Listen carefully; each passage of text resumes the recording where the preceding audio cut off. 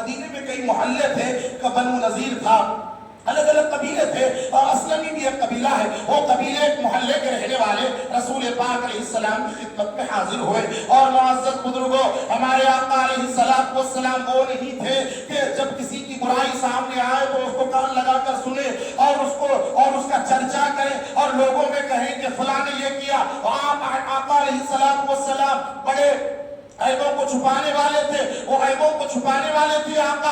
اب صحابی تشریف لائے، اللہ کے حبیب علیہ السلام بالکل خوشگوار انداز میں بیٹھے ہوئے آئے آقا کے سامنے، یا رسول اللہ میں نے زنا کا ارتکاب کیا۔ جو ہی رسول اللہ نے یہ جملے سنے، اللہ کے حبیب علیہ السلام نے اپنے رخ انور کو سیدھی جانب پھیر دیا، پھر ادھر سے آئے، یا رسول اللہ میں نے زنا کا ارتکاب کیا، یعنی رسول اللہ انسنا کر رہے ہیں، یعنی رسول اللہ یہ بات کو سننا نہیں چاہتے، ادھر اپنے رخ کو کر لیا، پھر ادھر سے آئے۔ روایت میں آتا ہے چاروں طرف رسول اللہ نے اپنے چہرے کو پھیرا، چاروں طرف سے وہ صحابی آئے، یا رسول اللہ آپ میری بات کیوں نہیں سن رہے ہیں، مجھ سے زنا کا ارتکاب ہو گیا ہے۔ یہ بات کس کو بھی نہیں معلوم تھی، ان کو معلوم تھی، اللہ کو معلوم تھی۔ اب رسول اللہ سے 4 مرتبہ کہا، رسول پاک علیہ السلام نے اب سن لیا۔ آقا نے دیکھا کہ میں سننا نہیں چاہ رہا تھا، پھر بھی آپ مجھے کہا بولو کیا چاہتے ہو، طہرنی یا رسول اللہ، اے اللہ کے رسول آپ مجھے پاک فرما دیجئے، وہ جو زنا کی جو گندگی ہے وہ میرے اندر آ چکی ہے، یا رسول اللہ میں توبہ کرنا چاہتا ہوں، جو بھی آپ سزا عنایت فرمائیں آپ مجھے، اے اللہ کے رسول سزا عنایت فرمائیے، میں اپنے گناہوں سے معافی مانگنا چاہتا ہوں۔ اللہ کے حبیب علیہ السلام کیونکہ آپ قانون بتلانے والے بھی ہیں، نافذ کرنے والے بھی ہیں، رسول پاک علیہ السلام نے اللہ کی کتاب کی روشنی میں فرمایا جو آدمی زنا کرتا ہے اس کو رجم کیا جائے، اس کو پتھر برسائے جائے، سنسار اس کو کیا جائے۔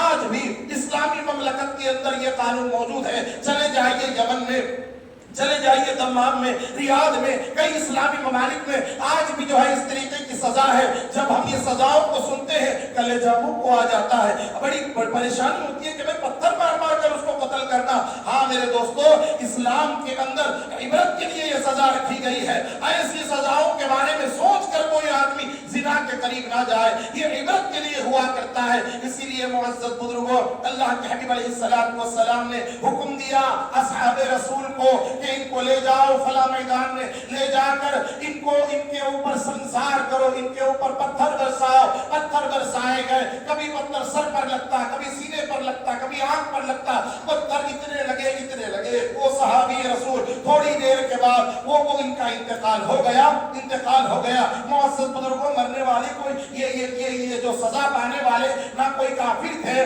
نہ مشرک تھے، نہ بت پرست تھے، نہ یہودی تھے، نہ نصرانی تھے، مسلمان تھے، اللہ کے حبیب علیہ السلام کے پیچھے نمازیں پڑھنے والے تھے، صحابہ کی سب میں شامل تھے۔ تب ان کے دل میں یہ داعیہ پیدا ہوا کہ یا رسول اللہ مجھے اب پاک فرما دیجئے۔ اللہ کے حبیب علیہ السلام نے حکم دیا، اب جو ہے ان کا انتقال ہو گیا، اب ان کی جان چلی گئی۔ جب ان کی جان چلی گئی، اب ان کے تدفین سے فارغ ہو رہے تھے، کچھ صحابہ آپس میں بات کر رہے تھے۔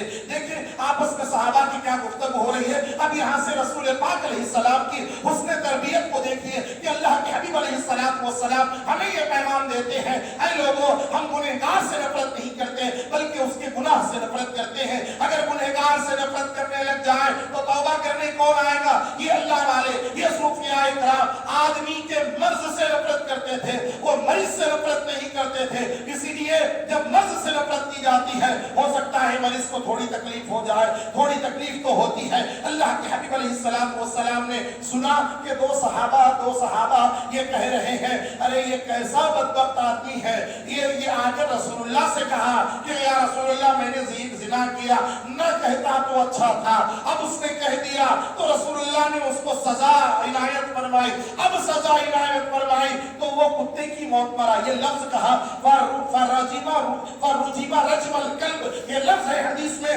کہ وہ ایسے مرا، ایسے اس کو پتھروں سے مارا گیا جیسے کسی کتے کو مار ڈالتے ہیں۔ جب یہ الفاظ رسول رحمت صلی اللہ علیہ وسلم نے سماعت فرمائے، جلال آیا میرے آقا علیہ السلام کو۔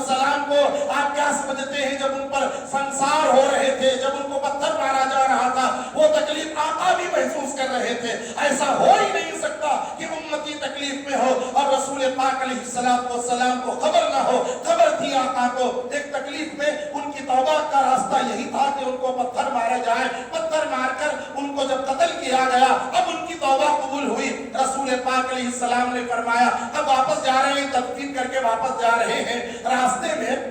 रास्ते में अल्लाह के हबीब अलैहिस्सलाम ने देखा कि गधा मरा हुआ है। रास्ते में मैदान में गधा मरा हुआ है। वो ऐसे मर गया कि उसके दो टांग ऐसे उठे हुए, पीछे के पैर या सामने के पैर ऐसे उठे हुए हैं और वो जमीन पर मर गया। रसूल पाक अलैहिस्सलाम ने वो दो सहाबा को बुलाया, कौन है जो माइस के बारे में ये अल्फाज कह रहे थे कि वो उसको कुत्ते की तरह मारा गया? आओ। वो दो सहाबा आए, या रसूल अल्लाह हम हैं। अल्लाह के हबीब अलैहिस्सलाम ने फरमाया ऐ मेरे सहाबा इधर आओ, यहाँ नीचे गड्ढे में उतरो, ये जो गधा मरा हुआ है जाकर उस गधे का गोश्त खाओ। वो सहाबा कहने लगे या रसूल अल्लाह भला कोई मुर्दार का गोश्त कैसे खाएगा? वैसे जिंदे गधे का हम गोश्त नहीं खाते। ऐ अल्लाह के हबीब मुर्दार गधा है, हम इसका कैसे गोश्त खाएं? अल्लाह के हबीब ने फरमाया थोड़ी देर पहले तुम तो मुर्दार का गोश्त खा ही रहे थे, थोड़ी देर पहले तुम मुर्दार खा रहे थे। कहा कि या रसूल अल्लाह वो कैसे?